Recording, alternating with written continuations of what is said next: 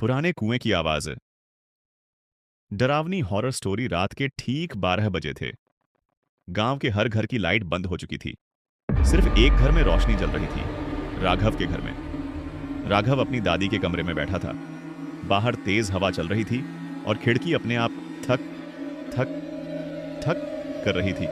तभी दादी ने धीरे से कहा, आज फिर वो कुआं किसी को बुलाएगा। राघव हंस पड़ा। दादी, आप भी ना।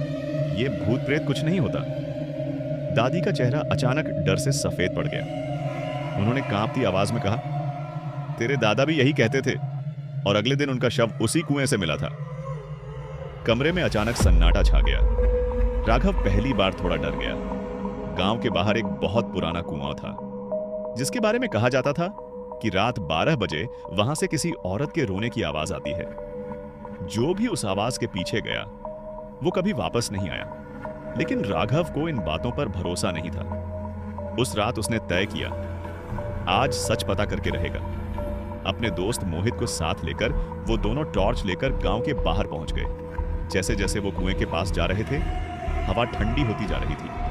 पेड़ ऐसे हिल रहे थे जैसे कोई उन पर बैठा हो। अचानक, बचाओ! एक औरत की बहुत धीमी आवाज आई। मोहित डर गया। भाई, वापस चलते हैं। लेकिन राघव आगे बढ़ गया। कुएं के अंदर झांका। अंदर सिर्फ अंधेरा था। फिर अचानक कुएं के अंदर से किसी ने राघव का हाथ पकड़ लिया। आ आ आ! राघव चीख पड़ा।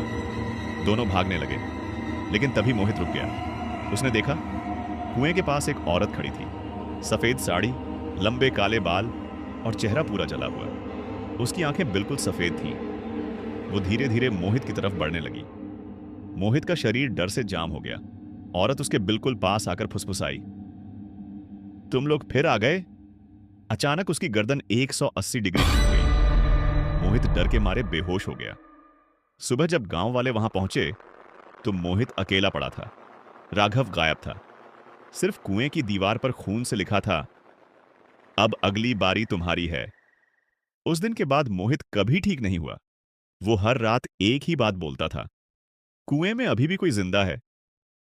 लेकिन असली डर तो अभी बाकी था, क्योंकि हर रात 12 बजे मोहित के घर के बाहर किसी के गीले पैरों के निशान दिखाई देने लगे।